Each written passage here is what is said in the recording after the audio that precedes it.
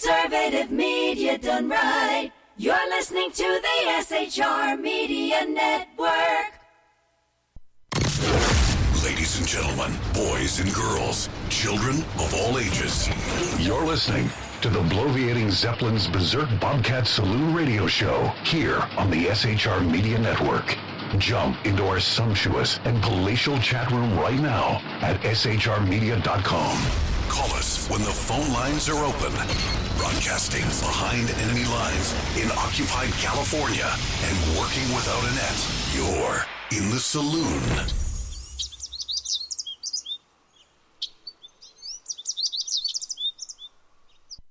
You're listening to Late Night Radio on the SHR Media Network. Caution, there will be mature themes explored and potentially adult language used. If conservatarian words, phrases, certain concepts, or rhetoric offends you, tune out now.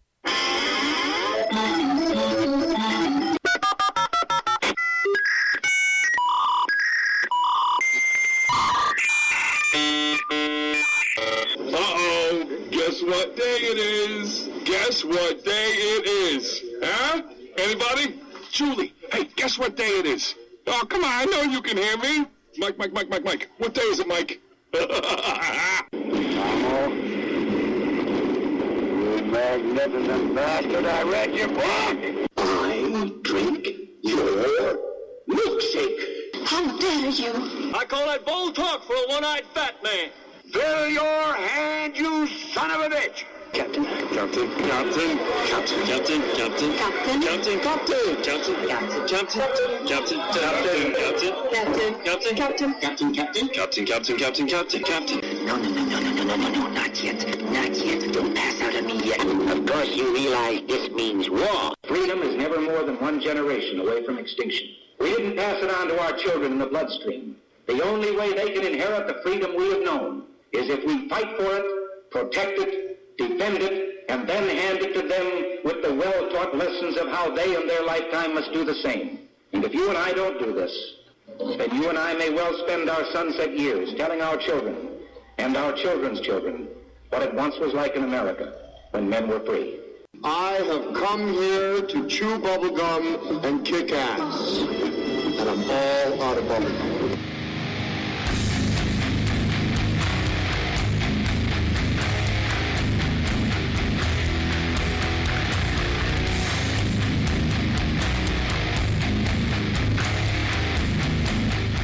God, I like that song. Ladies and gentlemen, boys and girls, children of all ages, welcome to BZ's, the bloviating Zeppelin's Berserk Bobcat Saloon radio show, where I am broadcasting behind enemy lines in occupied California, Speller with a K, a mere 2 miles east of the locus of evil on the entire left coast. The Bill Mill, the belly of the beast, the Capitol building in downtown Sacramento at 10th and L Streets, where late at night you can hear the death of common sense and its concomitant wail as it wafts from that petrifying edifice. And late at night, when I exit the plush, resplendent, sumptuous, palatial, and effulgently bulbous SHR Media Network studios, I'll be smelling the odoriferous stench of sulfur, brimstone, and evil emanating from that mentally destitute, columned structure aforementioned. Tonight, Spider Bob is going to be your bartender. He pours with the best of them, and the lava lamp is, in fact, not lighted. Not to my right, your left. Instead, the candle, because I forgot the bulb for the lava lamp again. Anyway, that means that you can listen and chat. Go to the chat room, quick like a bunny, shrmedia.com. You can watch the show on the SHR Media Facebook page and the SHR Media YouTube channel. I got to tell you this. We don't water our drinks just like we don't water our conversation, politics, religion, crime, culture, economics, race, sex, science, law. We talk about it all right here at the saloon. Nothing is sacred. The speech is free, but the booze is not. All we ask, please, is that you flush the damn toilet, jiggle the handle, and don't forget to tip your waitress. Great history-making show tonight.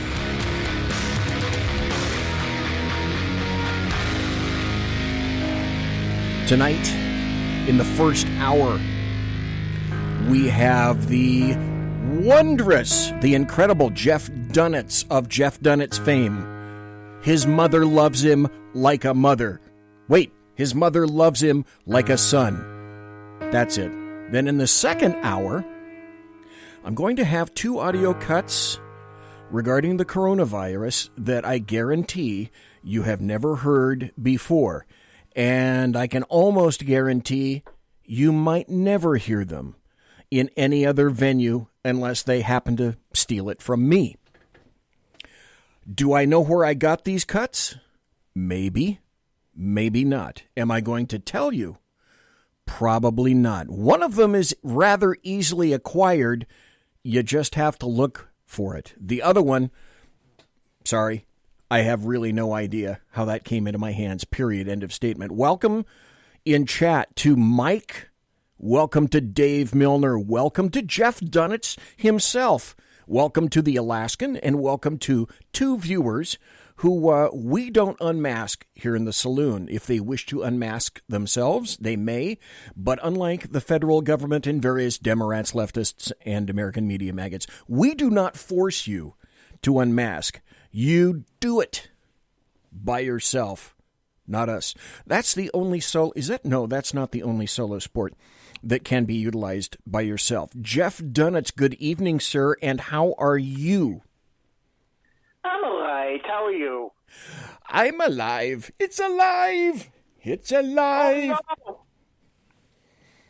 You know, Bernie's alive, but just barely. Just barely. Oh, boy. But you know who's a dead man walking? That's the kind of stuff, Jeff Dunetz, I want to talk about tonight. The first point that we must get to, it's a deal breaker if I don't get to this, because Jeff's mother told me that I have to. She sent me a letter, and she said, "Dear BZ," because that's my name, "please make sure you do this for my loving son, Jeff." And I said, "Yes, Mrs. Mother Jeff, I will do that." And so I must make reference to Jeff's blog, which has been around for quite some time. It's called lidblog.com.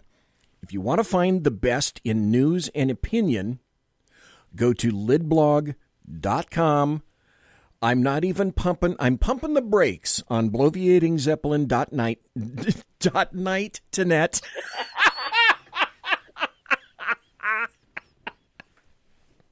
That's why people come to listen to me, because I screw up the English language with regularity. In any event, lidblog.com. It is not the average blog where you'll see a post a day. I used to make at least a post a day, maybe 2 posts a day for about a year. Man, with all the stuff going on, I just don't have it in me anymore. So Jeff will post like 4, 5 posts a day. A day. You have to be busy to read his stuff, because great opinion, great news, great insight that you're going to get nowhere else. That's WHEH. Nowhere else. ELS. So, okay. I did that. You're laughing. Jeff Dunetz, you're laughing. Why are you laughing? Why am I laughing? It's just fun. It's fun to be here. It's fun to be with you. It's really fun to be with you. We have a great time. The other thing that Mrs. Mom asked me to ask you is, you have thrown your hat in the ring for something. Yes. What has happened? Actually, and what is that I have something? thrown my yarmulke in the ring. Yes, you have. Wait, where's this? Yes, you have. I am on a slate to be going to the World Zionist Congress. Okay. In October. Okay. And this year the Congress is more important than anywhere. I'm on the Beirut slate. Okay. And why it's more important than ever is that it's kind of you get people going based on the percentage of votes kind of thing. But this year, one of the slates is run by J Street. You know what J Street is? No. Well, it's kind of like they're fake pro-Israel. They say they're pro-peace and pro... Fake. Well, yeah, it is, because they really hate Israel. It's God, what? Yeah, they hate Israel. Even what's his name? Alan Dershowitz did a whole video on why they are. They say they're pro-peace, but they're not pro-peace. They say they're pro-Israel, and they're not. For example, even when Obama was trying to put more sanctions on Iran, they opposed it. They think that the American government should be playing nice with Hamas. Things like that. Oh, okay, stop just for a second. Are you reading an article from the Babylon Bee right now? No. Okay, so we have a Jewish entity that believes that Israel should play nice with Hamas. Well, one of the founders actually said that of J Street creating Israel was a mistake. It was originally funded by George Soros. Okay, does that help?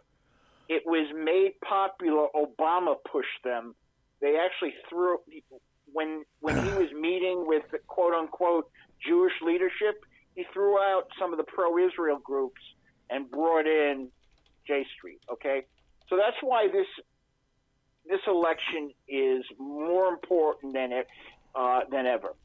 The World Zionist Congress has been meeting every year since, I think it's 1896, okay? Every 5 years, excuse me. And this is the 5th year. And I'm running on the Heirut slate, which basically believes in the concepts outlined by Zev Jabotinsky, who was a great Zionist philosopher. Okay, so this is what I need people to do. It's really important. Now, take out your pens. Okay, all right. Okay, and you have to be American and Jewish to vote. Okay, and you got to vote for Slate 10, which is Heirut. And you got to go to www.zionistelection.org. Okay, all right. www.zionistelection.org. Election.org. Okay. I just put that in chat. Great. And you got to go there. You got to basically register. And the way you register is you have to pay $7.50. Okay, and there's a reason for that, because it funds the World Zionist Congress spends about $1 billion a year on pro-Israel projects. Okay. And that's what part of the money goes towards. Okay, cool. Okay. Cool. And really I need your help. And if you vote, or if you can't vote because you're not American or Jewish, and you know someone who's American or Jewish, tell them to vote. Okay. Jeff Dunetz, we're talking to Jeff Dunetz right now of lidblog.com. Now, the other big news. Okay. Hey. Let's back up a little bit before we get into the politics stuff, because I want to cover just 2 more things so that people know. Okay, I've got in chat where you need to go to vote for you. Zionist, www.zionistelection.org. Okay, so people can see that. You register first at $7.50. Now, and you can vote right there, too. Okay, so when people get in there, if they're A, American, and B, a Jew, my next question was, do they have to be, thank you very much, and that's really important. Come to the second hour. I did. Thank you for the Kleenex. And, what? Wait, what? Anyway, the other thing is, is there a minimum height, like Michael Bloomberg? Do you have to be a certain height before you can vote, unlike Michael Bloomberg? No, you have to be over 18. Okay, you have to be over 18. All right. Now, when they get in there, Jeff Dunetz, and they want to vote for you, where do they look and how should they vote? In other words, what should they be looking for to vote for you? Looking for Slate 10. Slate 10. Okay. Which is Herut, Herut. Okay. Vote for... There are 108 people on the slate, so it's not just me. You're voting for the slate. It's kind of like a parliamentary type election. Okay. Now, all that stuff that you just told me, I put into the chat room, folks, the only official chat room for the saloon. I see people chatting in YouTube, and I see people chatting in Facebook. Please, pretty please, with sugar on top, come on over to SHRmedia.com. Come on over to SHRmedia.com. That's where everybody is right now. Jeff is in there. The Alaskan is in there. Mike is in there. Dave is in there. One viewer is in there. So please come on over, SHRmedia.com. That's where the chat room is. And if you want to find out more information, that's where I post it, and other people that are here post the information as well. So, Jeff, thanks for doing that. Oh, and Lid... Oh, dang it. All right, let's see. This is... Also, I'm putting in chat room. This is where you can find Jeff's blog. I just put that in there, too. lidblog.com, where you can see the lid with Jeffrey Dunetz. Shall we get into politics, sir? Well... I just want to make sure that, now that Bloomberg says that crime only happens in black neighborhoods and they arrest too many white people, I just want to make sure everyone agrees with him. Okay, let's see. When you heard that, did you not say to yourself, holy crap, A, it's unearthed, and B, did you have any question whatsoever as to who unearthed this? Because I didn't. It was someone, I think it was Bernie. I would guess so. Okay, I have this cut. I have this audio cut. I'm going to play it for you right now. I was going to play it a little bit later, but Jeff decided to go there right now. So actually tonight, Jeff and I spoke about this before we started the show because, technology screws me over so frequently. I want to make sure that I can contact people over the telephone or whatever communication device we happen to be using at the time, whether it's string and tin cans. Tonight it happens to be talking over the Teleola phone. In any event, I have 2 audio cuts for everyone tonight. The first one is about a minute. It says 1 minute and 3.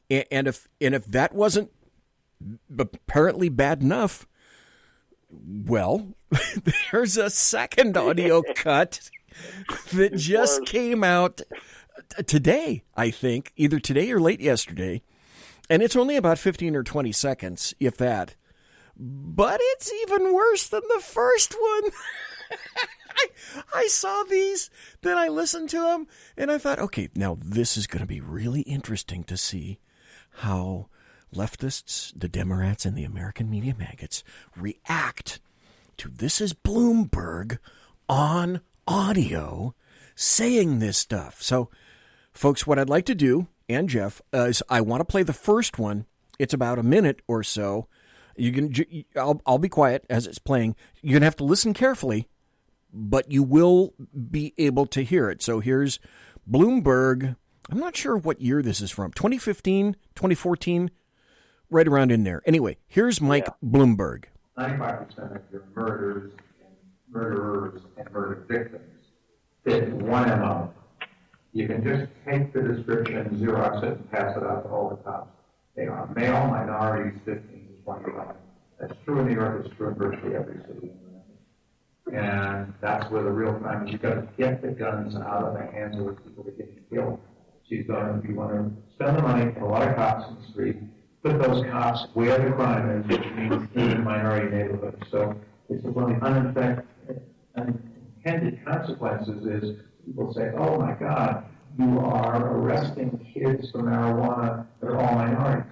Yes, that's true. Why? Because we put all the cops in the minority neighborhoods. Yes, that's true. Why do we do it? Because that's where all the crime is. And the way you get the guns out of the kids' hands is to throw them up against the wall and frisk them. And then they say, oh, I don't want that. I don't want to get caught, so they don't bring the gun. They still have a gun, but they leave it at home. Okay, that's Michael Bloomberg. In case you didn't hear it, I don't think I have a transcript, but basically Michael Bloomberg is saying minority males 16 to 25 are responsible for the bulk of the crime in New York City. Now, whether or not that's accurate, I'm not going to even go there at this point because that's not the point of me playing this. The point of me playing this and having Jeff comment on it after the second audio cut is, how is something like this going to affect Michael Bloomberg?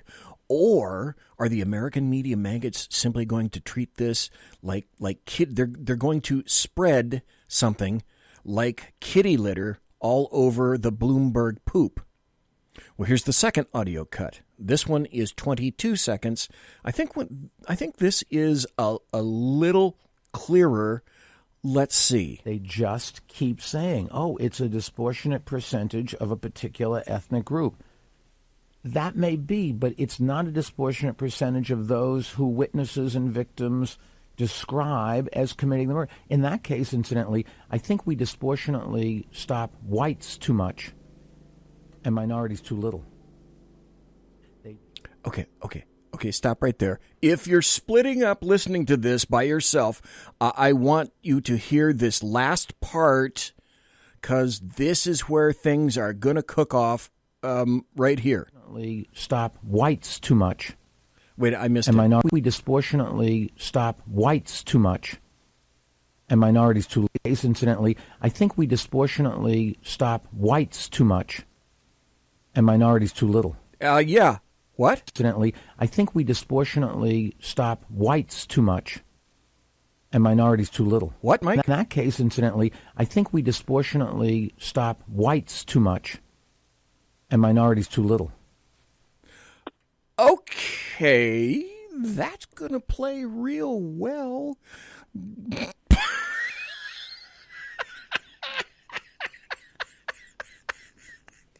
Jeff Dunetz, do you have any comments on those? Yeah, well, the first thing when I heard it, I actually checked the date because I thought it was April 1st. Yeah. Or it was out of some, it was like the Babylon Bee gone wild. Yeah, but the sick thing is that people don't understand Bloomberg. The man is a tyrant, okay? The man told people what to eat, what to drink. He even prevented women in city hospitals to start with using baby formula. They had to start with breastfeeding. I mean, no, this isn't bullshit. This is the truth. Okay, so for him to throw out something kind of racist like that, of course, they won't say it's racist because only Trump is racist. Right. But and I hear people on the television going, well, he did apologize a couple of months ago at a black church and almost cried. So he must be, that was old and we don't have to worry about it. Okay. That makes up for everything then, I suppose, doesn't it? Well, yeah, I guess so. But, of course, the 10-year-old Trump audio about grabbing women, that was a big deal. Right, but this right. Isn't. Yeah, just remember that, folks. Remember your priorities. That Trump bad, OMB, Orange Man, bad, very important. Right. And also that he is, I love this. I've called him this ever since because you got to have a sense of humor he's the guy with the dead orange cat on his head. But, well, look. Okay, I'm sorry, Jeff. Go ahead. I was going to go in. I have no problem with making fun of his hairstyle. No, I don't. I don't either. It's so easy. It's like right, but the fact is that he's been an excellent president. Okay. Oh God, I'll yes. Make fun of it. I'll make fun of it. Do you remember there was a Congressman Micah in Florida? No. Refresh me. Well, I used to see him on television and then call the station afterwards and say, okay, what does he feed that thing on his head? Okay. So, yeah, you know what? A lot of men, I mean, and there was once a picture of how he kind of did that comb-over thing. You know what? I don't care. No, I don't care either. I don't even care that he's mean on Twitter. No, I don't either. I was going to tell you this. What do we got? I got about 4 more minutes before the bottom of the hour break. I was going to tell you this. I don't do this customarily, but I got into a little bit of a Twitter kerfuffle with some leftist. I don't even know their name, and if I did remember it, I'm not going to tell anybody because they're immaterial. That said, oh, Trump is this, Trump is that, blah, blah, blah, blah, blah, blah. And so I answered everything that this guy posted with either the picture of Trump saying, of a meme saying, still your president. That's right. And I also, my only other response was, I'm a results guy. I'm a results guy. This is the first guy we've ever had in the office who has made promises and done his level best to keep up with them. That's right. And then everyone is shocked, gobsmacked, when he holds to his promises. Well, weren't you listening? Didn't you hear him say? He's going to do X, Y, and Z. Well, see, we're so customarily used to people, filleting the American public and then doing something completely different when they finally get into office. 2 interesting, happy stories today. Number 1, Andrew Yang. No, 3 stories today. Andrew Yang wrapped it up. The second story is Mike Bennett wrapped it up. And the third story, didn't see this coming, is Tom Steyer wrapped it up today. 3 Democrats said bye-bye. Any thoughts, Jeff? Well, besides laughter, you know what my problem with Andrew Yang is? What? Besides everything. Go ahead. No. I mean, I have a real problem with him because he wants to ban circumcision. Oh, now that, okay. I was not aware of that. For a Jew, and actually a Muslim, that's not bad, not good. And you know what? I think it's because he can't be circumcised. Okay, because there's no end to that prick. But anyway, bump. Yeah, bump. This is interesting. We got to go to a break in about a minute. Folks, we're listening to Jeff Dunetz, commentator of commentators. I am blessed to have him on the show. Okay. Steyer was a one-issue guy. Yeah. Okay. Global warming. Yeah. Yeah, that's not playing in Poughkeepsie. And with Bennett, did anybody really remember before tonight that he was still in it? No. A, I didn't. And B, if you could have asked me, if you'd pointed a 357 at my head and said, BZ, tell me one thing that Mike Bennett believes in or thinks in terms of a platform, I'd be dead. I could tell you one thing. Okay, what? He thought he could be president. Very good. Hey, we're going to be right back after this, folks. This is Jeff Dunetz. No, wait, I'm Jeff Dunetz. No, he's BZ. We'll be right back. Conservative media done right. You're listening to the SHR Media Network. For 50 years, I've seen the American people blinded by corrupt politicians, a lapdog media, and deceptive Islam. The one thing the elites fear is one man with a cane. I'm Dave Milner. Join me through Spreaker, iTunes, and SoundCloud, through SHR Media and the Western Free Radio Network, for half a century of experienced perspective on political and social issues, weekly on The Unpleasant Blind Guy. And catch me on Jeff Mitchell's EDL Radio on blogtalkradio.com. There's no surrender, ever. Because truth is not always pleasant. It's your business diva here, Melanie Collette. I am inviting you to a front row seat as I discuss some of the most intriguing details of wealth and finance with today's movers and shakers in the world of business. Listen in and discover financial truths on a global, domestic, and household scale. Uncover topics that will impact your wallet today and in the future. Money Talk with Melanie airs Monday through Friday, 5 p.m. East, 2 p.m. West, right here on SHR Media and High Plains Pundit Talk Radio. You can't afford to miss it. From a public locker inside a dilapidated Long Island rail station comes a show designed to piss off liberals using truth, facts, and ridicule.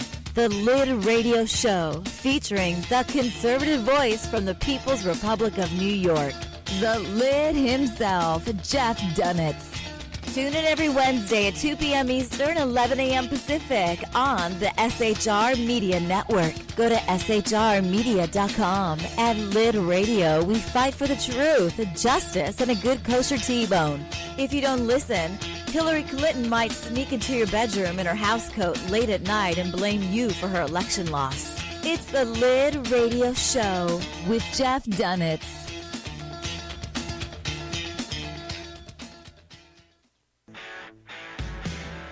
Hey girls, Carry Girl Gear is here. More and more women every day are concealed carrying, participating in competitive shooting, and getting firearms training. It's not a boys' club anymore, and we don't have to shop in their stores anymore either. Finally, a cool and unique clothing line just for women. Dope tees and hats for the patriotic concealed carry and 2A girl. So what are you waiting for? Go check out carrygirlgear.com today.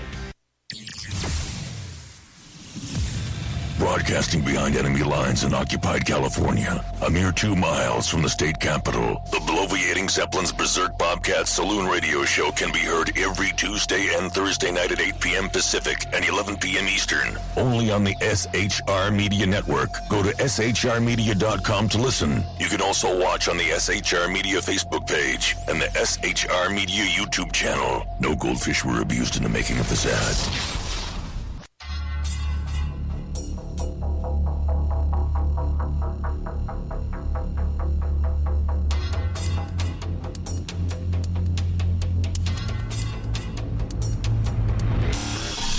Show on the SHR Media Network, Sackheads Against Tyranny. On shrmedia.com, go there quick like a bunny, 11 p.m. Eastern, 8 p.m. Pacific, every Wednesday, live and direct on the SHR Media Network, shrmedia.com. Be there.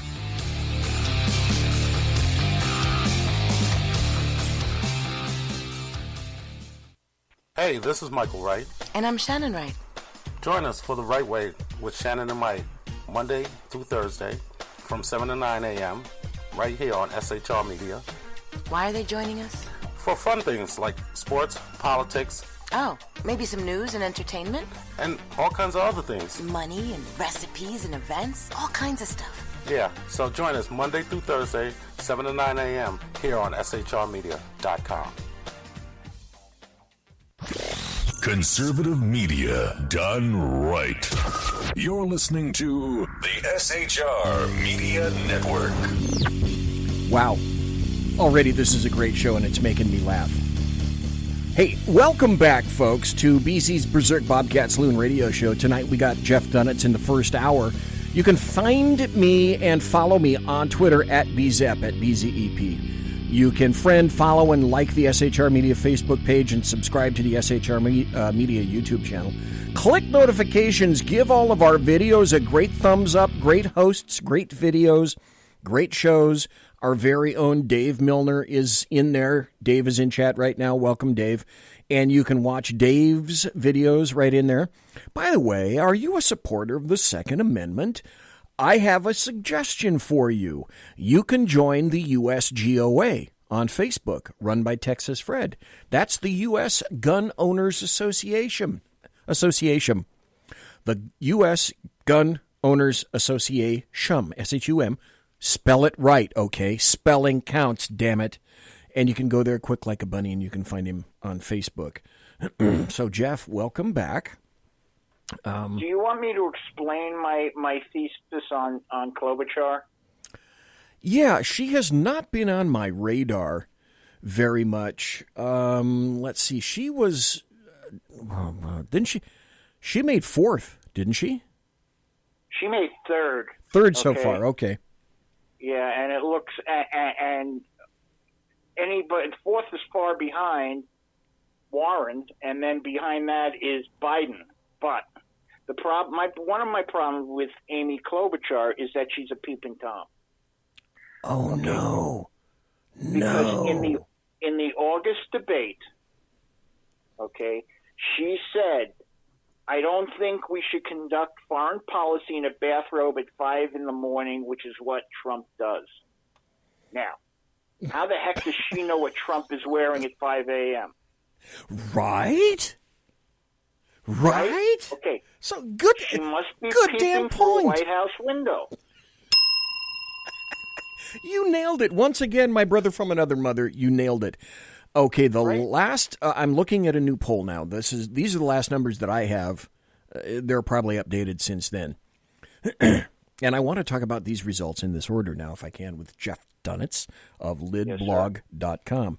Okay, so far it looks like Sanders is in the lead with, this is at least an hour ago, 27.5%. Buttigieg in the number 2 spot. There's something to be said there, but I'm not going there.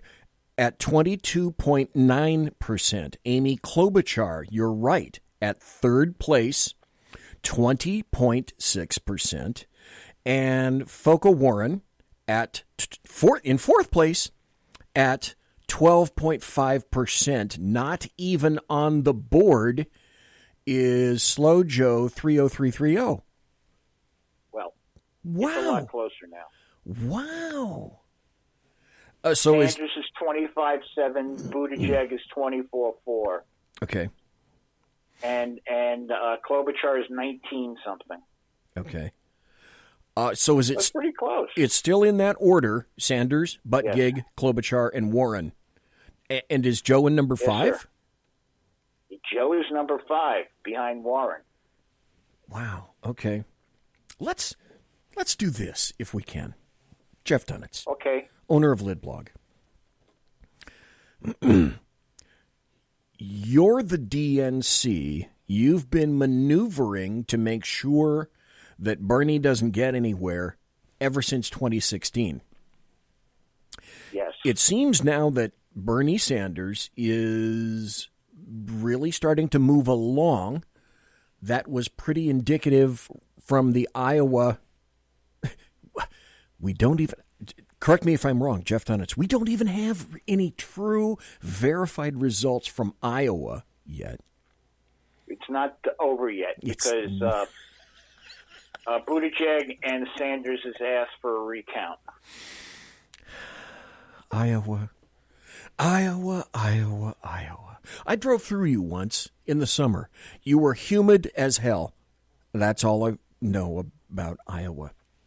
But Sanders is sitting in the catbird seat right now. Buttigieg is number 2. Klobuchar came out of apparently nowhere. Warren, Lawrence, I can't think of the guy's last name from Fox, the tall black dude. Lawrence went to go talk to Sanders, or excuse me, to Elizabeth Warren after her great showing, and she wouldn't talk to him. Yeah, she wouldn't talk to him. So you know why? Can you think? Well, yeah, I know why, but Jeff Dunetz, why now do you think is Elizabeth Warren doing so poorly? I mean, for a while there, she was like neck and neck, 1 and 2, 1 and 2, 1 and 2. What happened? Part of the problem is that some of the time she acts like she doesn't know what the hell she's talking about, even though she's talking about her own policy.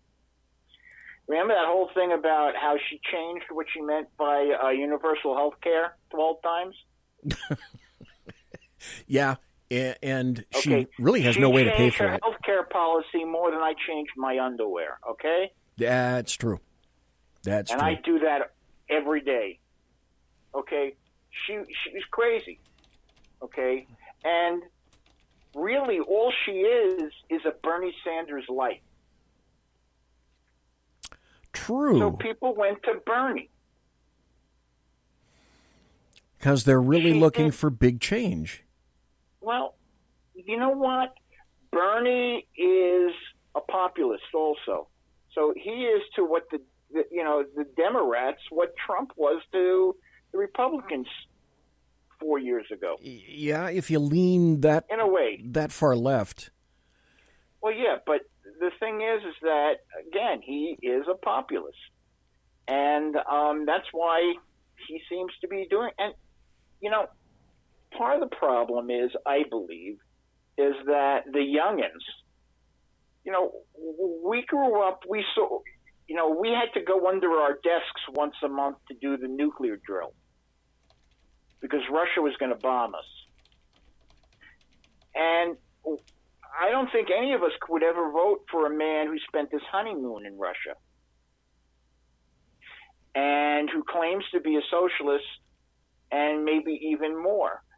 But the youngins aren't taught that in school anymore. No, and they have no concept of what socialism truly is and what it does and what it's been historically. And the fact that over 100 million people have died because of socialism in the last century.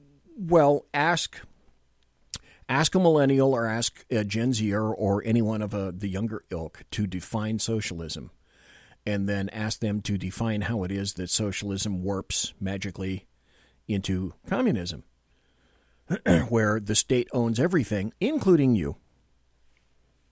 Well, socialism is the same thing. The state owns you. But the way they make the transition to a full-blown communism is by killing people. What? I understand why Bernie is going up. I also understand why the DNC absolutely cannot let Bernie win, because Bernie, one of the first things that he would do is he would excise the power and influence, meaning the money that the DNC so desperately needs. He would cut that all off at the knees, and the Republicans aren't going to do that. So, but see, the problem is that they're between a rock and a hard place. They are, because if they let Bernie win, okay, he's going to get destroyed. Not even forget the money. The money, yes, you're 100% right. Money is like mother's milk to a politician. God, yes. Oh, yeah. Okay, but Trump will kill him. Trump would absolutely kill him. On the other hand, if Bernie should win and they take it away from him, that's like 20 to 30% of the Democrats who are going to stay home. So Trump will win by a landslide. And I think he deserves to. But you know what I'm saying? Yes, exactly. It's a conundrum of their own making. They painted themselves into this corner because they allowed themselves to become radical leftists. I mean, we got in trouble every time we said it, but Obama was a socialist. Ooh, they're going to come yell at me, aren't they? Yeah. But he was. Matter of fact, the first time he ran for office, he ran under the flag of the New Party, it was called, which is a Chicago Marxist party. Wow, okay. The New Party, wasn't aware of that. Yes, if you want, I looked up their newsletters. Okay. Okay, so, I mean, I have the evidence, and other people had the evidence. But the thing is that you couldn't say that, because if you criticized Obama like that, you were a racist.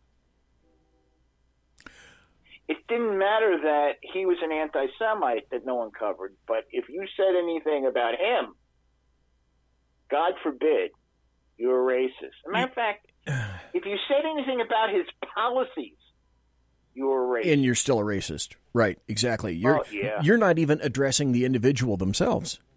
Absolutely correct. Well, right. And to be honest, when Obama first got into office, Media Matters? Yes.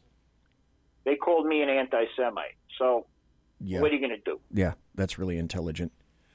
Jeff Dunetz, folks, we're talking. I did it on a Saturday when I'm not online because it's the Jewish Sabbath.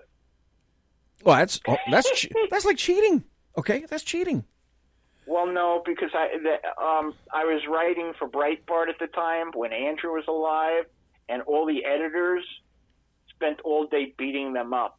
And when I got onto Twitter that night after sundown, I had like 400 tweets about me because, we were a team and we protected each other. It's good to have friends. It's always good to have friends. Yep. Folks, we're talking to Jeff Dunetz of lidblog.com. Lidblog, LIDBLOG.com.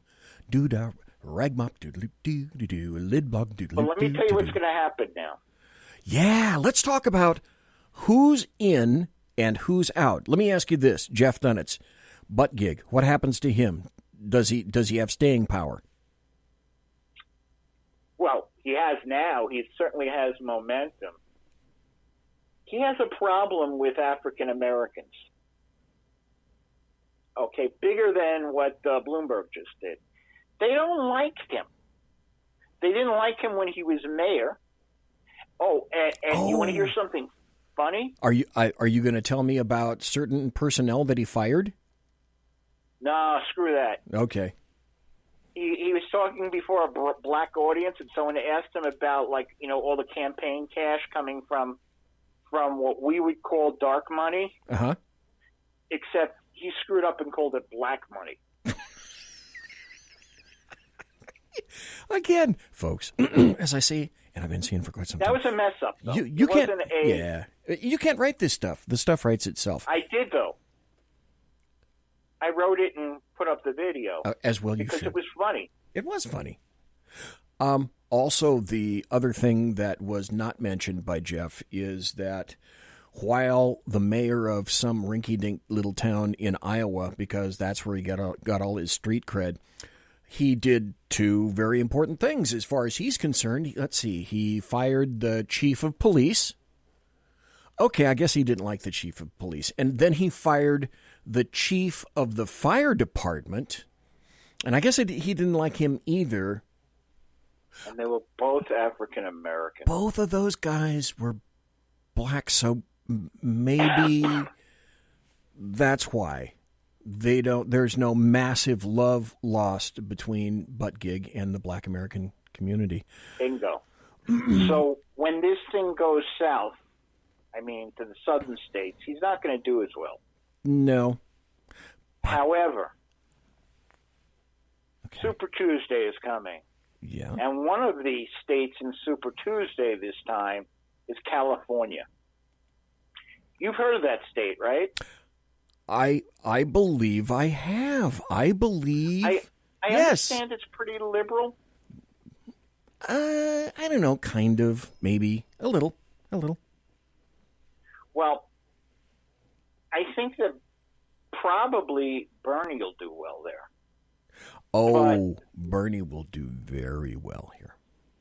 But they have to start rallying around for the moderate line.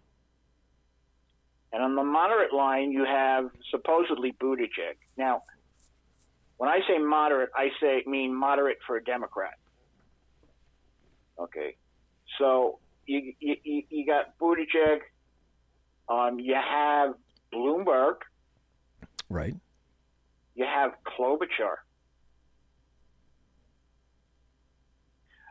Biden, like I said, is dead man walking. Okay. Jeff Dunetz, can we talk Biden for a moment? Because there's one. Oh, sure. There's one thing I noticed. Do I have to talk about it in Ukrainian? No, not at all. No, not at all. Okay, good. I noticed this, and this was like people went yeet and zipped up their mouths, and the American media maggots threw the zipper away. Joe Biden dropped 22 points in 2 weeks with American black voters in a Quinnipiac poll. That's just in 2 weeks. Then, and who picked it up? What's that? And who picked it up? That's that's an interesting point. Who do you believe picked it up? Bloomy. No. Picked up some of it. Okay, all right. Yeah. 2 weeks ago. Okay, yes, I get that. Joe Biden, it's like in chat somebody was talking about Greta Thunberg, and I was trying to get in there to write in chat. I wonder if Joe Biden fantasizes about coming up behind Greta Thunberg and just placing his cold hands on top of her shoulders. Ew. For him, that's kind of fetishist, I think. So Jeff Dunetz, is Joe Biden done? Is he done? Is he gone? Yeah. He might not be dropping. He's not going to drop out until after South Carolina. But I think that he's going to find the money is dropping out. And when you look at the South Carolina polls, yeah, he's leading. But, that's kind of condensing also. I think the last South Carolina poll, where was it? He got 31%, and Steyer had 18%. So, and Steyer's gone. So, you know what? He might be okay till South Carolina. But I got to tell you something. After that, you can stick a fork in him. I think, South Carolina isn't for more than 2 weeks. And there's going to be a lot of, is he going to drop out? How low is he going to go? And, you talk down about people like that, it's going to go. And his money's going to go. Here's what I haven't understood. In the past 2 weeks, mostly in the past week, he's been getting in the face, literally and figuratively, of potential voters for Joe Biden. I don't understand. But it's been longer than that. I don't understand that tactic. But the first thing after, especially, what did he call him? He called some chick lying dog-faced pony soldier, right? And that was a woman. And I thought, okay. The immediate excuse was, he's just playing around. But She didn't think so. If I didn't get it, and she didn't get it, and other people didn't get it, why would you be saying that? Don't you want her to vote for you? I don't get that at all. But I think that's his nature. That's part of his nature, and he's losing, and we're seeing the true Joe Biden. He's a cranky old man. If He you is. remember a couple of months ago in Iowa, he told this guy, called him a damn liar and a fat guy, and challenged him to a push-up contest. Yeah, you know who Joe Biden reminds me of? Does anybody know Jeff? Jeff Dunham. Jeff Dunham. He reminds me of Jeff Dunham's dummy, Walter. Walter is Joe Biden. I finally realized that last month. Walter Can I ask you something? is Joe Biden. Yes, sir. Go ahead. Have you ever seen Biden and Walter in the same place at the same time? Wait a minute. Hang on just 1 second. It's like, I've never seen you and Batman at the same time, and I'm not saying you're Batman, but I've never seen you two at the same time. Okay, now, It's the same thing with Walter. if I had a producer, you would have heard something. So, Jeff, ask me that question again about Walter and Joe Biden.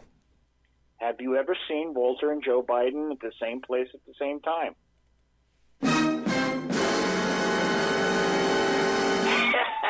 Exactly. And the answer would be no. Now, if anybody goes on the internet and looks up Walter and Joe Biden, you'll see there are like tons of separated at birth pictures. There have to be. They really do look alike. There have to be. We got about 5 minutes before the top of the hour. And I want to ask you this final question, and we've been talking to Jeff Dunetz for the first hour tonight, and I thank you ever so kindly. I like that guy. I like that guy. I do too. It's still relatively early. It's only February 11th, It's almost February 12th where you are on the East Coast, but it's early. When things shake out, who do you think will be the who is going to be here for the Democrats in the long haul, do you think, Jeff Dunetz? Okay, I'll give you 3 names. Okay. Bloomberg. Because he's gonna spend $1 billion on the primaries. Look, he doesn't have to beg for money. He's got it. Oh, no. Okay? Yeah. Okay. Bernie. Yes. Because he's a socialist. And, I think maybe Klobuchar. And let me tell you why. Because the reason why she got very popular very fast is that she did a great job at the last debate. And she impressed a lot of people. So in that order, it'll definitely be Bernie. Okay. I definitely think that it would be great to see Bloomberg and Bernie debate. A capitalist versus a socialist. Okay, and maybe Klobuchar. And the thing is that if Klobuchar comes up, then it'll be Bernie as the nominee, because she will take from Bloomberg, not from Bernie. Okay. Because she is kind of in a democratic way a moderate. But do you know who's a really crazy candidate? Go ahead. Okay, her name is McGill, but she calls herself Lil, No. but everyone knew her as Nancy. Her name is Bree. Oh God, what's her last name? She's running against Sanders. She's running against. Oh God. Wait a second. Let me stop for a second. Okay. All right. She is running against the Collins. Okay, in Maine. Oh, Susan Collins in Maine? Yeah. And this is a Democrat socialist, who is handing out T-shirts calling for a revolution that have a guillotine on it, on the T-shirt. Jesus. I say you can't write this. I don't know if she remembers, but this guy Robespierre was big on the guillotine also. Yeah, he was. And people said he was angry and he'd always yell and scream, but no, he just only lost his head once. Yeah, I think they tried crazy glue back then. The crazy glue back then was not as good as it is today, which I think was the biggest problem they had. Final question before we hit the top of the hour break, and I thank Jeff Dunetz for being here, is will the Democrats disintegrate? Will they dissolve? And are we looking at perhaps a brokered convention with Wonder Woman sweeping in from the wings? No. You know what? How many times have I seen people predict brokered conventions? People were talking about the Republican convention last time being brokered at the early point. Okay. I just don't see it. I don't think that the party establishment will allow that. Okay, so you think it will continue. It'll be a clown car. It'll be a shit show. But it will still retain some aspect of adherence overall when they go up to when they go up to the convention. I just can't see it. I know some people are saying yes, but I've never seen. Last time we had a brokered convention, believe it or not, was Gerald Ford versus Ronald Reagan. So you're looking at history, and essentially what you're saying, Jeff Dunetz, is history is indicating to you probably not. Probably not. Okay. Got to have you back. Folks, it's time for a break. We'll know after Super Tuesday. Yeah. Oh, boy. But I can make one prediction, 100%. Okay. Please. Okay, Donald Trump is going to be the Republican nominee. Yeah. Yeah, I think that's a good thing. I think that's a great I even thing. put money on that one. I'll put any amount of money that you guys want on that. Folks, we've been talking to Jeff Dunetz. We're going to hit a break. When we come back, I have 2 audio cuts for you about the coronavirus that I guarantee you have not heard. One was relatively easy to get. You just have to look for it.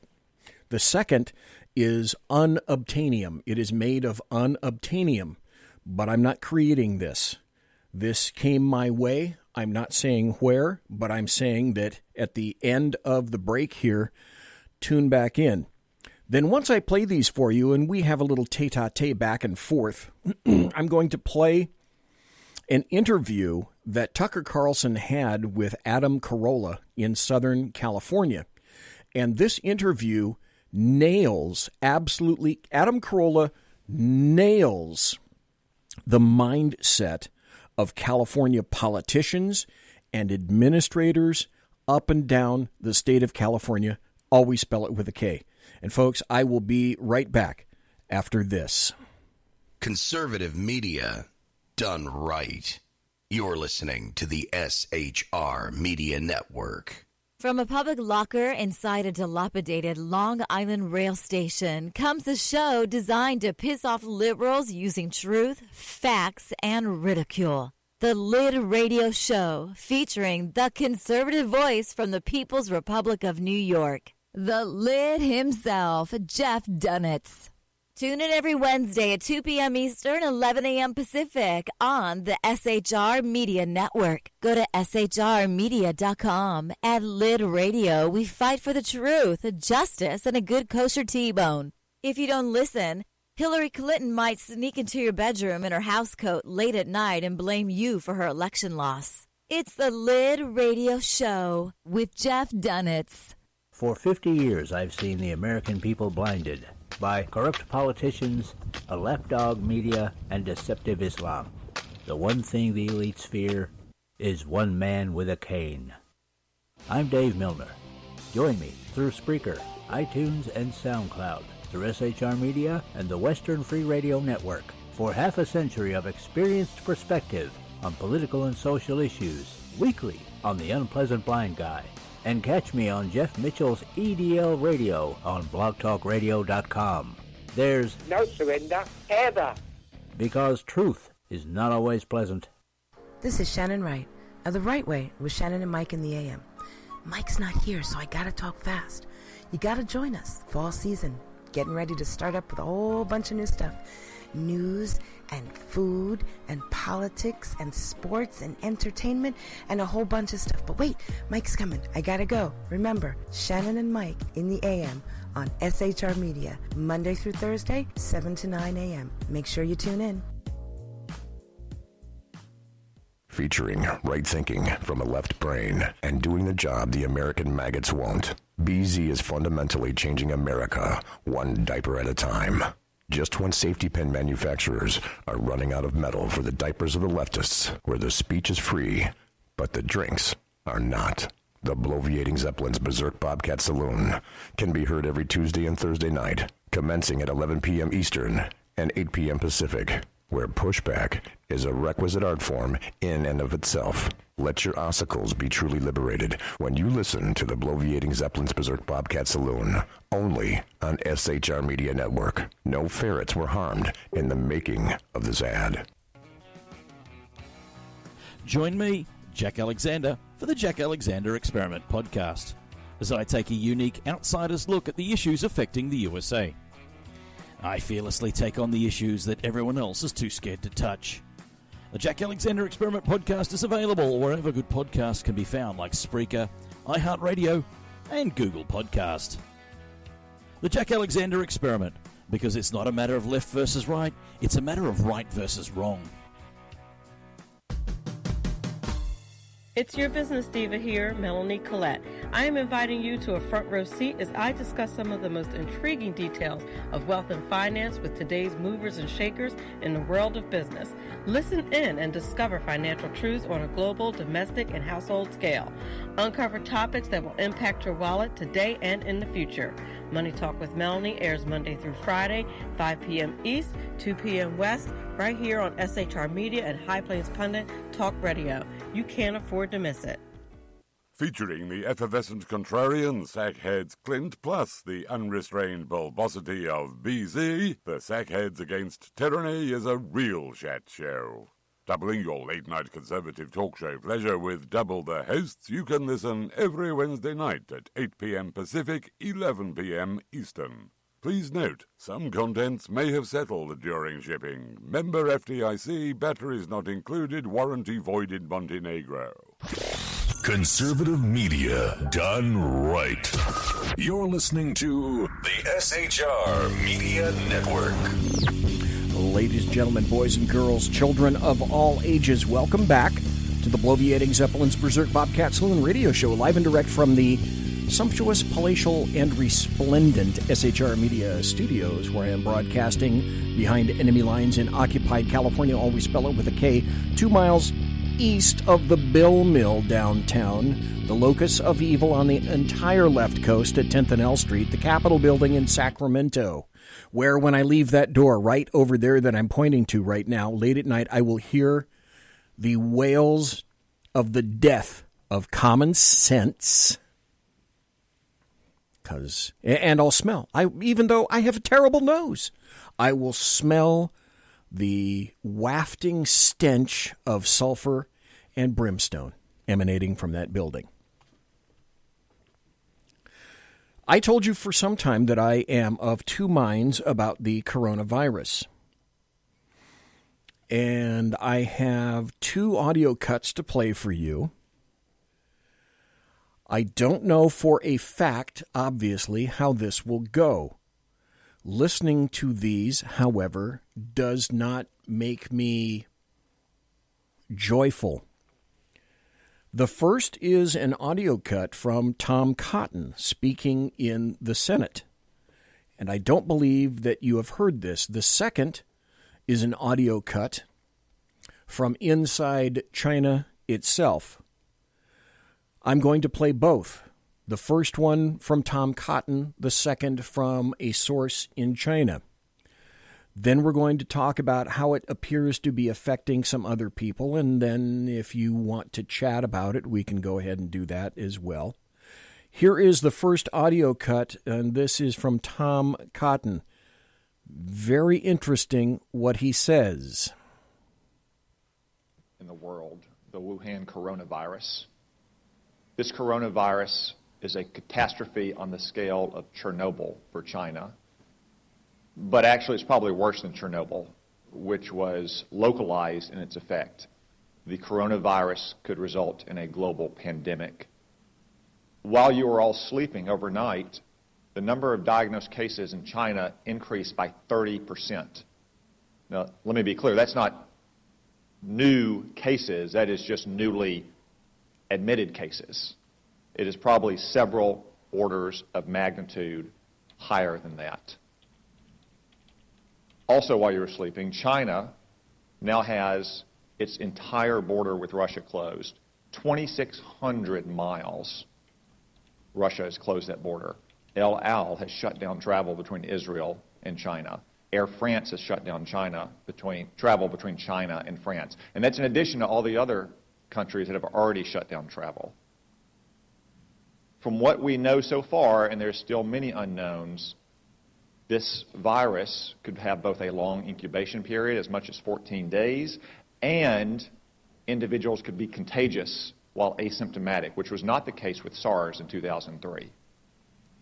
Furthermore, from some cases, it appears the virus could be aerosolized, which means it doesn't require the kind of contact that you have with, say, a married couple kissing each other or a family living in close quarters in a hotel or apartment, but rather the distances we are all sitting apart right now. Yet China is still lying about all of this. They've been lying about it from the very beginning, and you don't need their history of lying about SARS in 2003, though it is relevant here. You just have to see what's happened over the last 2 months. We now know that the first case manifested no later than December 1, even though China didn't reveal it to the WHO until a month later on December 31st, when they continued to hide it from their own citizens. And they continued to say that it had been contained inside Wuhan. Today, it is in every single province in China. They also claimed for almost 2 months, until earlier this week, that it had originated in a seafood market in Wuhan. Mm-hmm. That locals had contracted it from animals in, say, bat soup or snake tartare. That is not the case. The Lancet published a study last weekend demonstrating that of the original 40 cases, 14 of them had no contact with the seafood market, including patient 0.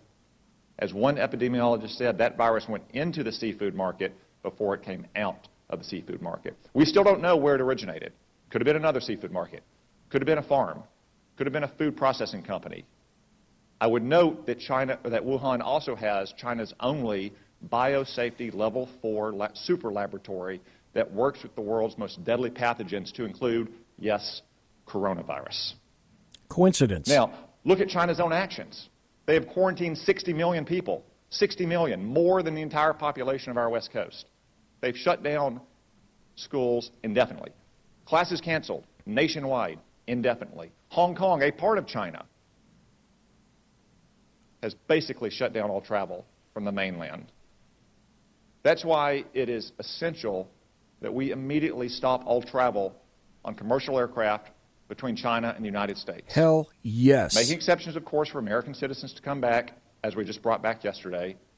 Allowing essential trade to flow as long as crews on ships and aircraft are not allowed to go into the general population in America, and making exceptions, of course, for medical personnel to go into China to try to get a handle on this.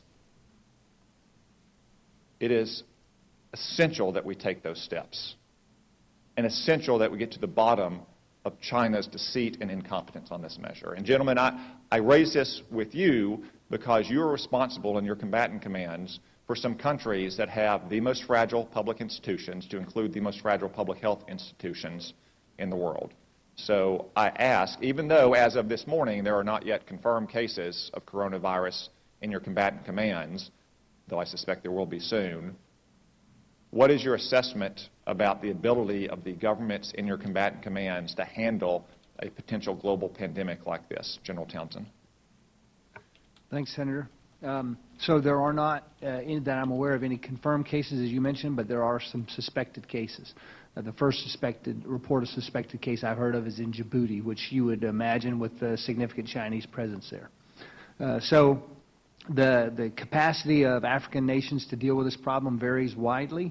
For example, in Eastern Africa, Central East Africa, they've been dealing with Ebola, and they've been dealing with Ebola largely on their own and doing a pretty good job of it, so I think capacity there, but anywhere else in Africa is probably not to that degree.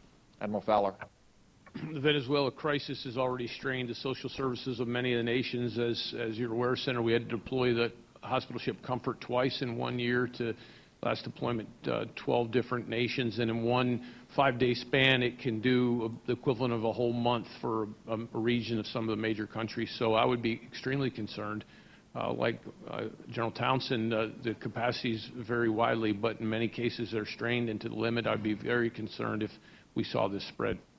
Thank you. As a defensive measure, I just say again, it is essential that we shut down all commercial air travel immediately between the United States and China. As an offensive measure, because that probably won't stop it entirely, and because if it becomes a global pandemic, we have to deal with countries with very limited capabilities here. We need a Manhattan Project level effort to work with our best research scientists and laboratories in this country to develop a vaccine as quickly as possible. You didn't hear that. That's a fairly lengthy cut. It's about 5 minutes or so. It's out there in the ozone if you look for it. I have another audio cut that I'm going to attempt to play because it came to me in a format that I'm not familiar with. And I'm going to attempt to play it. This is from the interior of China.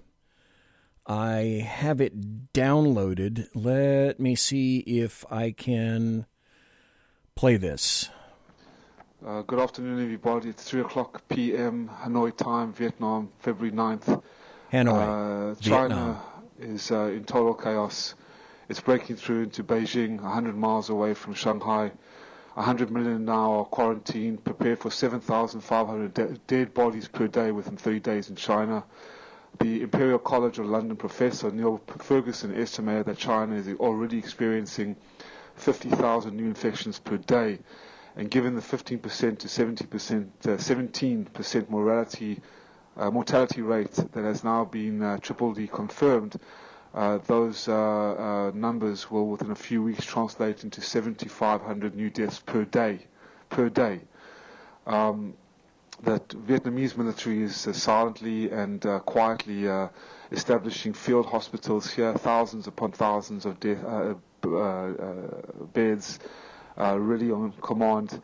Like I said, I'm on the front lines in Hanoi. It hasn't spread yet to numbers that are in China, but while the total numbers are not yet clear, at minimum hundreds of bodies are being cremated per day, sometimes up to 900 per day in certain crematories. So the cremation vans are running 24/7 on the streets of Hubei province, and we are now at a pinnacle point. Now China is facing a pandemic apocalypse scenario that threatens the entire nation and the power base of its communist regime. I'll keep you up to date, but God be with you.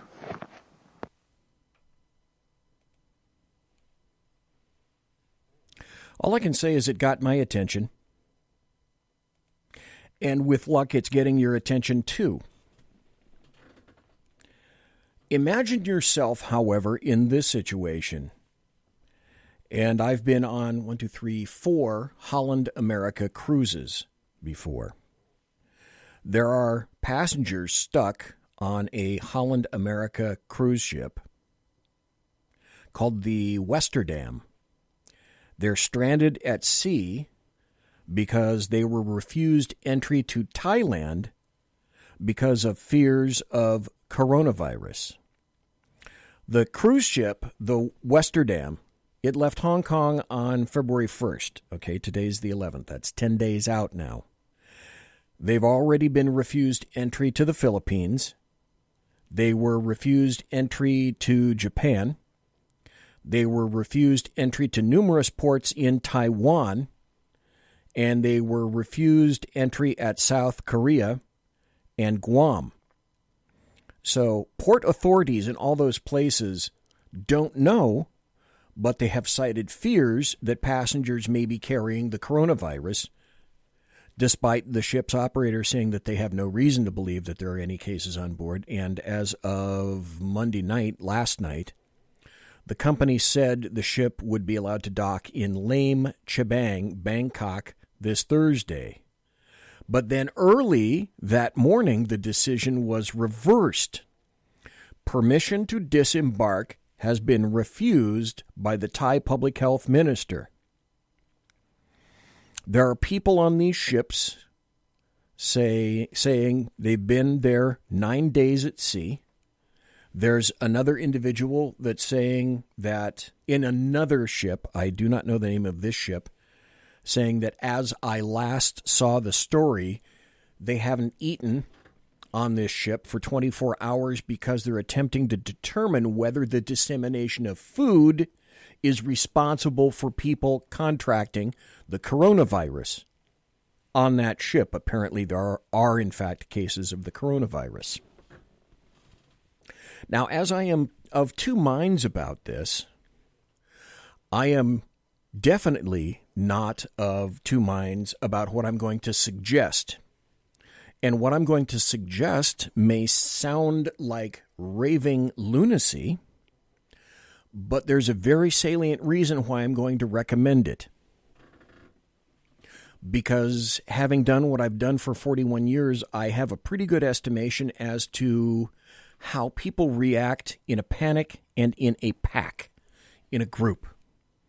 And overall, the response to that is generally not good. So what I would recommend, and what I am doing, is while you still can, go out and get as much bottled water as possible. Go out and get, if you have a freezer, as much food as possible, canned and otherwise. Make sure that you have a radio. Make sure that you have equipment. Make sure that you have defensibles. Make sure that you have everything that you could possibly need, not necessarily for a pandemic per se, but should everything fall apart around you, and make sure you have enough for at least a month, maybe 2 months. Now, I'm saying this not because I think the coronavirus is the end of the world. We lose many, many hundreds and hundreds and hundreds of people to the common flu every year in all across the United States, here in California. Now, I'm one of the two groups of individuals who could potentially be greatest affected by the coronavirus and the flu. The very, very young and the very, very old, like me, because I ain't young no mo. So perhaps, did I just hear Sackhead Sean peek his head in here and said, nope? Damn it when he agrees with me. The reason I suggest the food, the meds, the water, the equipment, etc., is not necessarily because of the coronavirus itself. It will be because of the reaction of the bulk of people to coronavirus. I've already discovered that it's affecting what you can and cannot buy. For example, if you think that you're going to go out right now and purchase an N95 mask, which are the little clampy masks that you see that cover most people's faces, even if you have the little rebreather apparatus on it. If you think you're going to walk into any store right now in the United States or order them over the internet anywhere in the United States, you would be terribly wrong. I've tried. You can't. They're out. They're on back order. A long time ago in a galaxy far, far away, I purchased probably 100 to 150 of those things, plus a whole lot of other stuff. So let me remind you, if you think that there's the slightest chance that this could go south in your area, your state, I recommend you get lots of bottled water, lots of food, lots of meds, and not necessarily due to the coronavirus itself or the ability of it to be transferable, but because of the reaction that you're going to see in the general public when it comes directly into your city, your town, your neighborhood, and it's announced on your local TV stations. Then you're going to see everyone and his brother run to the store, and the shelves will be gone. Do it now while you're still listening to me. Do it now while you're thinking about your kids. Go get your meds. Go get your equipment. Go get your food. Go get your water. And if I'm full of crap and nothing happens, guess what? You have some water, and you have some food, and you have some meds, and you haven't really lost anything. As Dave points out in chat, we lost millions of people in the 1918 to 1919 flu epidemic. If I'm not mistaken, we lost about either a quarter or a third of the world's population from that. And that's when people were a lot more stupid and a lot more ignorant on how to treat that. The difference between then and now is that diseases like coronavirus are so much more readily transferable from nation to nation because of air travel than at any point ever in our history. And you heard Tom Cotton mention an index case. That's the person that is first noted to have shipped this around, so to speak. So if you happen to be in the two major affected groups, or you have friends, relatives, etc., your own kids, babies, young children, or old folks, fat, ugly, like myself, you will potentially be the most affected people around. I am not taking a chance. I would suggest that you not take a chance. Mike, I know that. So I would... this Dave in chat has some very interesting statistics that he just put up in chat. More than one half of the casualties from World War I were from the flu. The flu infected 25% of United States troops during the war, killing more than 1 million men, according to a War Department record. The flu caused 500,000 deaths in the United States. In the States alone, 25 million people became ill. 24 out of the 36 military camps in the United States experienced an influenza outbreak. 30 of the 50 largest cities suffered from an excess mortality from the influenza. So it's not like we haven't dealt with this before. But I'm making these suggestions to you because I know and have seen the reactions, deleterious and negative, of groups. And when it becomes local, not if, but when it becomes local, we already have coronavirus reported in, I wish I could. There is a website. I'm going to see if I can find this website during the break. I think it's a WHO website.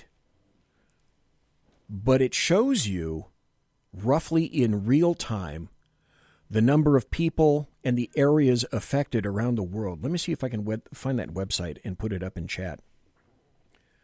Like I say, the Bay Area, already here. Fresno, which is about 4 hours south of Sacramento, which is where I am right now, already here. And if you think it's not coming to your locality, your county, your state, you would be glaringly wrong. Now, is it just preternaturally more inherently ugly, dangerous, mean, eye-ripping, etc. than the standard Mark I Model 1 flu? I don't know. I haven't seen anything that says one way or the other. Maybe the governments are keeping us in the loop. Maybe they're not. But with the history of governments these days, do you really want to take the chance? And do you really want to attempt to go to the store one day, not having heard about any of this, walk into the store, see everyone wearing masks, and notice that there's very little on the shelves?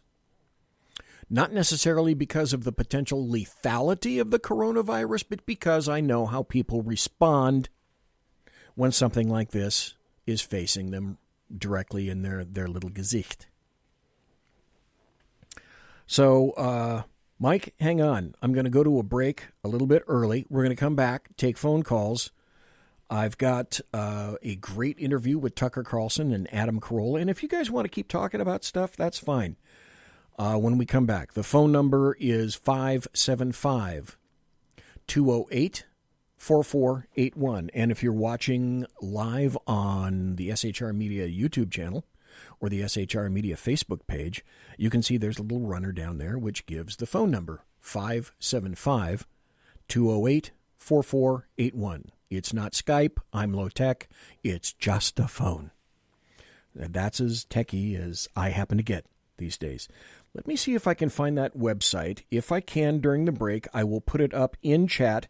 And when I come back, I think Mike said he's on the phone. We'll come back to Mike. And if you guys want to call, that's fine. We'll chat about anything, everything that you want to. If no phone calls, well, you wouldn't be surprised if I had a lot of stuff to talk to you about, including a ton of happy stories. You wouldn't be surprised about that, would you? Nah, I didn't think you would. Be right back after this. Conservative media done right. You're listening to the SHR Media Network. From a public locker inside a dilapidated Long Island rail station comes a show designed to piss off liberals using truth, facts, and ridicule. The Lid Radio Show, featuring the conservative voice from the People's Republic of New York, the Lid himself, JEFF DUNETZ. Tune in every Wednesday at 2 p.m. Eastern, 11 a.m. Pacific on the SHR Media Network. Go to shrmedia.com. At Lid Radio, we fight for the truth, justice, and a good kosher T-bone. If you don't listen, Hillary Clinton might sneak into your bedroom in her housecoat late at night and blame you for her election loss. It's the Lid Radio Show with JEFF DUNETZ. For 50 years, I've seen the American people blinded by corrupt politicians, a lapdog media, and deceptive Islam. The one thing the elites fear is one man with a cane. I'm Dave Milner. Join me through Spreaker, iTunes, and SoundCloud, through SHR Media and the Western Free Radio Network, for half a century of experienced perspective on political and social issues, weekly on The Unpleasant Blind Guy. And catch me on Jeff Mitchell's EDL Radio on blogtalkradio.com. There's no surrender, ever. Because truth is not always pleasant. This is Shannon Wright of The Right Way with Shannon and Mike in the AM. Mike's not here, so I gotta talk fast. You gotta join us. Fall season. Getting ready to start up with a whole bunch of new stuff. News and food and politics and sports and entertainment and a whole bunch of stuff. But wait, Mike's coming. I gotta go. Remember, Shannon and Mike in the AM on SHR Media, Monday through Thursday, 7 to 9 a.m. Make sure you tune in. Featuring right thinking from a left brain and doing the job the American maggots won't. BZ is fundamentally changing America, one diaper at a time. Just when safety pin manufacturers are running out of metal for the diapers of the leftists, where the speech is free, but the drinks are not. The bloviating Zeppelin's Berserk Bobcat Saloon can be heard every Tuesday and Thursday night, commencing at 11 p.m. Eastern and 8 p.m. Pacific, where pushback is a requisite art form in and of itself. Let your ossicles be truly liberated when you listen to the bloviating Zeppelin's Berserk Bobcat Saloon, only on SHR Media Network. No ferrets were harmed in the making of this ad. Join me, Jack Alexander, for the Jack Alexander Experiment podcast, as I take a unique outsider's look at the issues affecting the USA. I fearlessly take on the issues that everyone else is too scared to touch. The Jack Alexander Experiment podcast is available wherever good podcasts can be found, like Spreaker, iHeartRadio, and Google Podcast. The Jack Alexander Experiment, because it's not a matter of left versus right, it's a matter of right versus wrong. It's your business diva here, Melanie Collette. I am inviting you to a front row seat as I discuss some of the most intriguing details of wealth and finance with today's movers and shakers in the world of business. Listen in and discover financial truths on a global, domestic, and household scale. Uncover topics that will impact your wallet today and in the future. Money Talk with Melanie airs Monday through Friday, 5 p.m. East, 2 p.m. West, right here on SHR Media and High Plains Pundit Talk Radio. You can't afford to miss it. Featuring the effervescent contrarian, Sackheads Clint, plus the unrestrained bulbosity of BZ, the Sackheads Against Tyranny is a real chat show. Doubling your late-night conservative talk show pleasure with double the hosts, you can listen every Wednesday night at 8 p.m. Pacific, 11 p.m. Eastern. Please note, some contents may have settled during shipping. Member FDIC, batteries not included, warranty void in Montenegro. Conservative media done right. You're listening to the SHR Media Network. Ladies and gentlemen, boys and girls, children of all ages, we are back. It is the final 25, the last 25 minutes. It's the last call for alcohol, right here on BZ's Berserk Bobcat Saloon radio show. You want to call in? You can do it right after Mike. Mike is up next. The number is, maybe if I put the number on, then you would see that, and you could call if you're interested, 575-208-4481. That number in Brazil, 575-208-4481. The number in Lodi, 575-208-4481. The number in Bolivia, well, there is no number in Bolivia, so don't call me from Bolivia right now. Mike, are you there? Do you happen to be there, sir? I am here.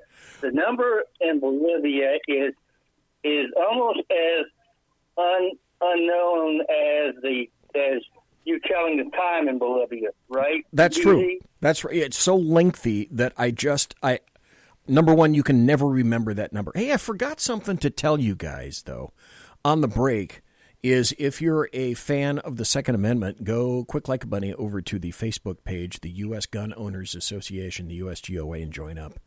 Texas Fred will vet you if you want to find out the best in guns, gear, reviews, etc. The U.S. Gun Owners Association, USGOA, on Facebook. Okay, having said that, Mike, what's up with you tonight, sir? Just an aside with those two clips you said. One was what you call unobtainium. To those who may not know, because you might not have seen the movie where that came from, it came from a movie called The Core. That was what the little ship that they took to the center of the earth to fix the earth was made out of, unobtainium. Unobtainium. See, I've always liked that. I thought that was a great, just a great name for something. And every once in a while it comes out of my mouth. And sometimes I have to shove it back in. But yeah, unobtainium. Yeah, it was kind of unobtainium for me. Any thoughts about politics, etc., Mr. Mike? Well, here's the deal. You're talking about, before I get to the politics, you're talking about viruses and stuff that travel around. Just remember this: if you've ever watched the history of the Dark Ages and what happened with the plague and how it traversed the known world at that point, and it took a while, but it went relatively fast because it took them a couple of months to get from the Middle East to Greece and places like that, and that's how it traversed the world. Now, nowadays, you look at it, it only takes a plane flight, and that's no more than a half a day in some places to the United States, Well, if there was ever a means in which things have become transferable almost beyond human kin, it's because of plane flights. Because you can be in the furthest points that you can imagine on the planet on a plane. You might have to make a couple of layovers. I don't know. What's it take from the United States to Australia? Jack might know. Oh, Jack's not there. Oh, goodbye, Jack. In any event, I think it takes, I'm guessing, 14 hours to get to Australia from the United States? So, despite saying that, though, in a day, you can be in almost the opposite side of the planet if you fly. So that sounds like a perfect vector for making sure that things are spread rapidamente. The other problem with this is its incubation period, which is 2 weeks. So you can have it, you can be spreading it, and show no symptoms whatsoever, thinking that you're perfectly nifty, when in fact there is a severe lack of niftiness within you, and you may very well be a carrier of the coronavirus. Mike, anything else, sir? Yeah. You talk about the law of unintended consequences on your show and walking through particular doors. Yes. Right? Yes. Think about this. BG. If Creepy Joe ends up winning, think about what happens if the Congress, if the House flips and he's the president. Think about that. Well, okay, let me ask you a question in reverse. Joe Biden, I don't think, is not nearly as lefty as he's been forced to be. But he wants to be competitive, so in today's environment, he's attempting to be, ridiculously so at times, because it's just not him, I don't think. He has to be in order to make any kind of a competition out of it, as leftist as everyone else. And he's been saying the things that he's been caught saying the exact opposite of in as little as, 5-6 years ago. So let's say, as you postulate, if he walks into the Oval Office, will he continue being as leftist as he's displaying now? Or will he tend to go back to being, he's a Democrat, but he's going to be a little bit more moderate? Any thoughts? I think he's more in line with what Bill Clinton did. A guy who will tack to the left to win the primary, but tack to the center to win the general election. Now, my point was, what happens after that if the House flips? Because of what he did for his son, what the Republicans were probably going to try and do, and that goes to the law of unintended consequences with what they did with the Democrats did with our current president. Think about it. I mean, he said, "Son of a bitch, you got fired," and I did it, and I got him fired. And that proves that he did what they're accusing Trump, that he did what they're accusing Trump that Trump did, that Trump didn't do. So you could very well be looking at a possible impeachment of a Joe Biden, and I don't think, and that's probably one of the big reasons why I don't think he's going to be the nominee. Well, let's put it this way, Mike. Thanks for calling. Louis Gohmert from Texas has already said that they would start impeachment proceedings almost immediately if Biden won the election. Because, just as you said that I said, the laws of unintended consequences, when you open a major door and you walk through, expect other people to walk through with you. And that'll happen. However, let me say this. Would you not love to see Donald Trump debate Joe Biden? Guys both in their 70s.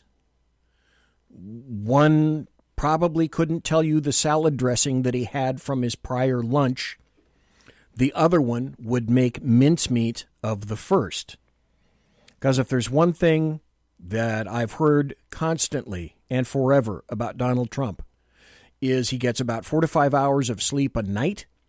He wakes up, he works, he outworks everyone else. He goes everywhere, he does everything, and people half his age or less have a tough time keeping up with him.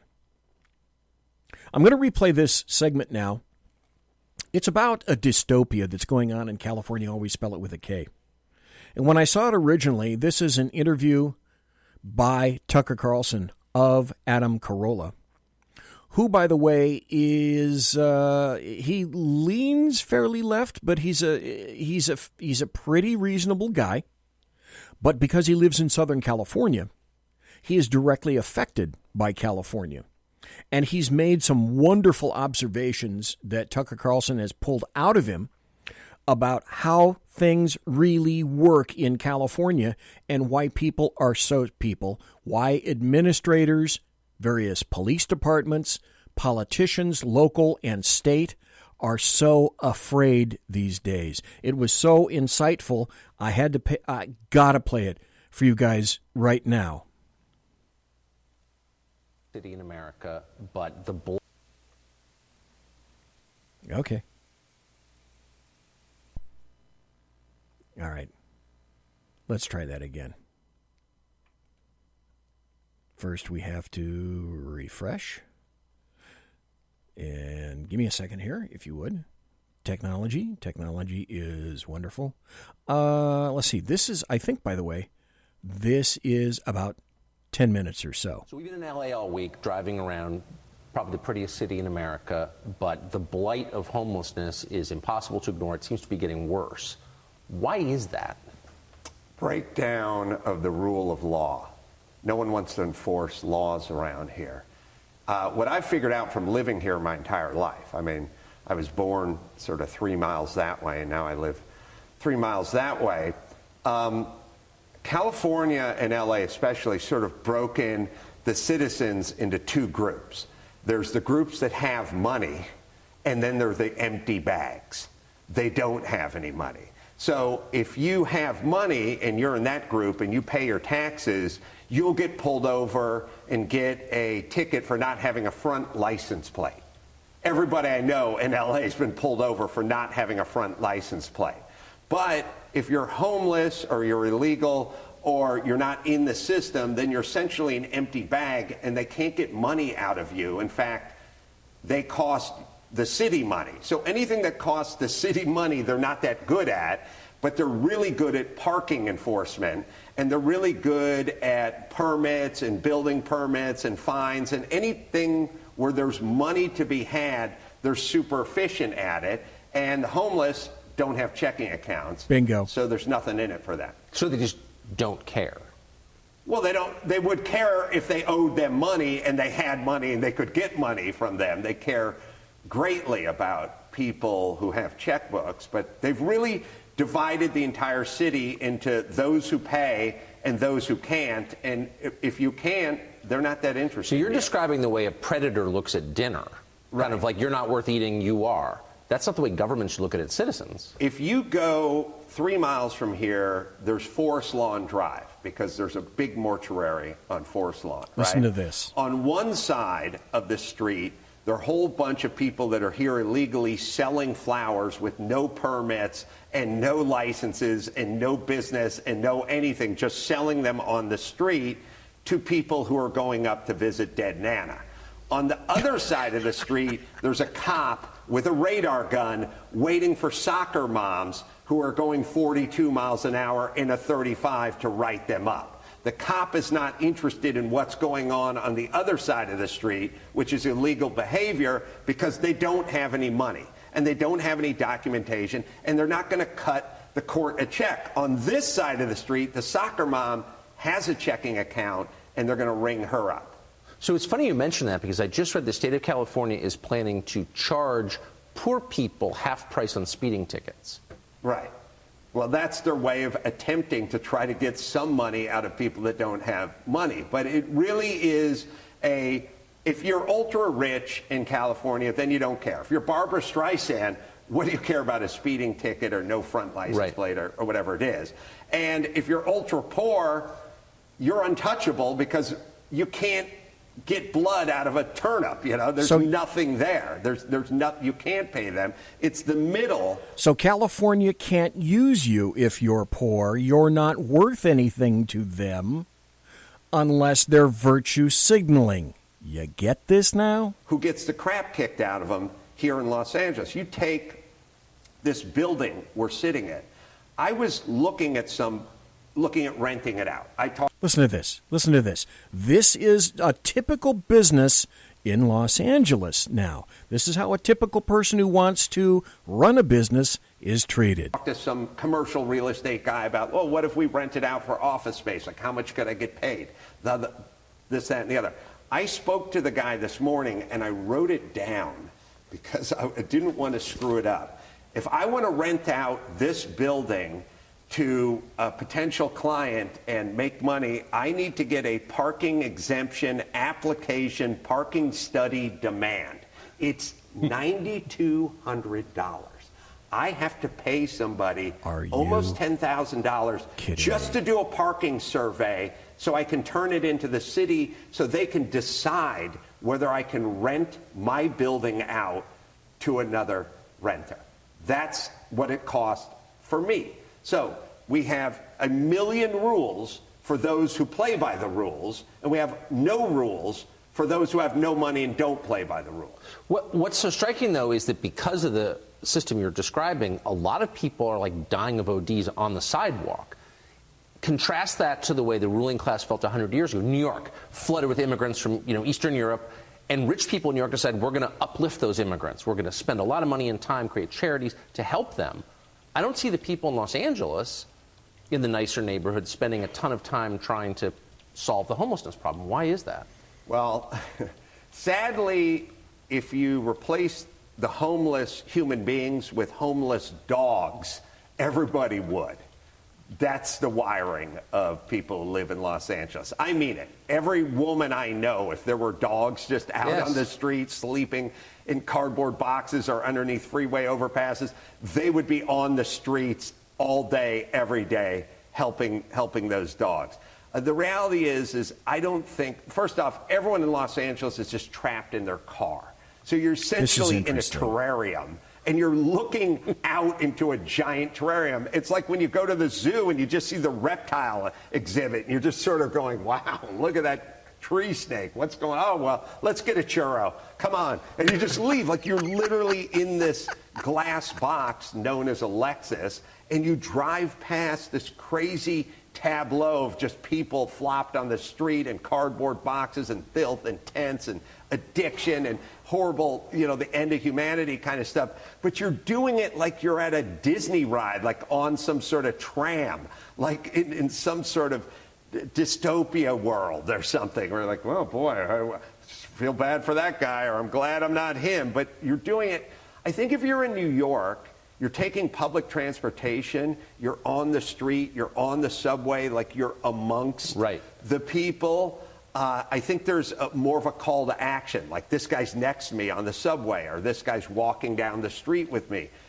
L.A., everyone is married to their car, and I think that's a lot of it. But it wasn't always this way. I mean, you grew up, I think, in North Hollywood. Yes. So always kind of working class, kind of gritty. But it wasn't like this. I mean, you always had Bel Air was always rich. But you didn't have this public display of misery that you have now. What changed? Well, what changed is we started to mistake discipline and rule of law for being mean. This sort of like, don't be mean, don't take that homeless guy. Why are you making him go here? Or why are you arresting him? Or why are you incarcerating him? Or why are you putting him in this facility? L.A. has become this sort of good vibes place where Mayor Garcetti and the governor of Los Angeles, governor of California, Gavin Newsom, everyone is scared of being called a bad person. That's it, right there. We used to realize that coaches and teachers and generals and the police force and the people, the mayor and the governor, when they enforced laws, they weren't bad people. They enforced laws. They're doing what they were elected to do. They're doing their job. Now, when official says, I want to get rid of this homeless camp, we're going to bulldoze the homeless camp, we're going to give it, it's like, why are you being a mean person? Why are you being a bad person? This is a zeitgeist that's washing over this nation. That the people, that the teacher that's expelling the student for being unruly has now become the bad person. Not the student, the teacher. We're turning on the rule of law. We're turning on the teachers, the coaches, the governors, the mayors, the cops. Think what we've done with cops. We've turned cops into the bad guy. Yeah. Not the bad guys who were the bad guys, and the reason the cops are engaged with the bad guys is because they're involved with some bad behavior. We've turned the guy with the uniform and the badge into the bad guy. And nobody wants to be the bad guy.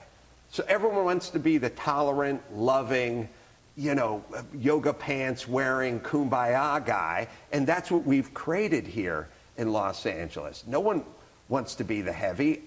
They don't want to be the heavy because they know what the social justice warriors will do to them. They will take them apart. They will rip them a new asshole. They will find them. They will dox them. They will show up at their porch. They will show up at their business. They will show up at their residence. All of those things will occur. That's what they fear, not necessarily being a bad guy, but the results of so many people getting together so quickly on social media and the labeling. It's all about the labeling. Talking to a guy who runs the Staples Center. Listen to this. He literally runs the Staples Center. They rejuvenated downtown, really. It was. Let me go back to one this. Wants to be the heavy. I was talking to a guy who runs the Staples Center. He literally runs the Staples Center. Okay, if you don't know it, the Staples Center is a big auditorium where they play, where the L.A. Lakers, that big basketball team, that's where they play. Big venue in Los Angeles for lots of concerts, basketball, sports, etc. they rejuvenated downtown, really. It was falling apart. Staples Center came in and really just brought it back to life. They bring millions of dollars in tax revenues. I said to the guy, I went to a game there with my son, a Lakers game. I walked out, I almost tripped over a guy selling hot dogs on your property from a shopping cart with a propane tank on it. I said, there was dozens of these guys just all on the Staples Center property. They're selling food. They're not licensed. They're not regulated. They're not getting a grade from the system. They're literally just selling food, totally unregulated, on your property. And he said, yeah, I know. We hate it. We hate it. I wish there was something we could do about it. I said, what do you mean? What do you mean something we could do about it? Go talk to the city council. Get off my property. How's go that? Talk to the mayor. Get off my property. Throw them off your property. Call the cops. He said, nope. I don't want to get into trouble. Nope. Cops won't do it. I don't want to get. He doesn't want to run afoul of the Los Angeles city officials. He doesn't want to get in trouble for this illegal behavior, which is potentially dangerous. This food is not regulated. So in the There's name no of health compassion, inspector. people get salmonella. Right. Perfect. And also, this guy Just what who's we the needed man these times. who runs the Staples Center doesn't want to become a bad guy for taking the poor people who are selling food on his property. And he literally said, if I go to the city council with this, they'll get angry and I'll get into trouble. Unbelievable. That's where we're at. Adam Carolla, thank you. That's California. That's the state of the art right now in California. No one should be shocked.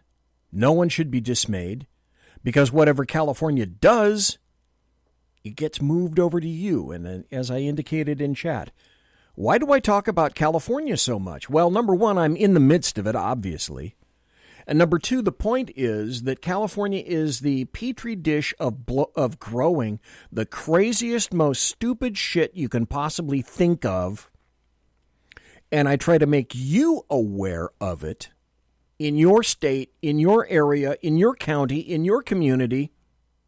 Because if leftists in California want this shit for me, leftists in your state, your county, your city, your community are either thinking about this right now, or they're in the process of writing legislation about this right now, or they're in the midst of implementing this stuff right now for you.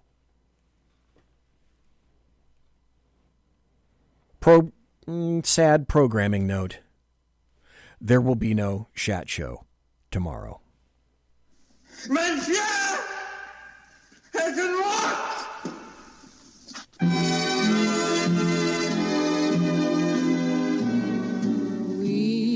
Ladies and gentlemen, boys and girls, children of all ages, thanks for listening to the Bloviating Zeppelin's Berserk Bobcat Saloon radio show, live and direct from the SHR Media Studios, where I am broadcasting just for a few more moments behind enemy lines in occupied California. You want to contact me, you can find me on Twitter at bzep, at bzep, my blog, bloviatingzeppelin.net. Promotional considerations are by the Lockheed Martin Skunk Works, the Shure Microphone Corporation, Electro Voice Microphones, Arrakis Boards, and Pratt & Whitney Engines Thrust. You can trust. Tiaras by My Little Pony. Thanks to my personal KC-135 Kettle One refueling team, with whom I shall be consorting in less than an hour. You can bank on that bad boy. Thanks to Jeff Dunetz for being here tonight. No Sackheads Against Tyranny, a Chat Show tomorrow. Clint is unobtainium himself. I will be back Thursday night with Ralph Chittims. We're going to talk about Christianity and pastors. Something similar to, you dudes better wake up. Politics is coming for you. Folks, God bless. Take care. Be safe. Everybody quiet down now and get some sleep. Good night, everybody. Good night, Mama. Good night, Ben. Good night, everyone. Good night, Mama. Good night, Daddy. Good night, children. Good night, Daddy. Good night, Elizabeth. Good night, John Boy. Good night, Jim Bob. Good night, Jim Bob. Good night, Jim Bob. What's going on? I was asleep. What's everybody doing? Good night, Jim Bob.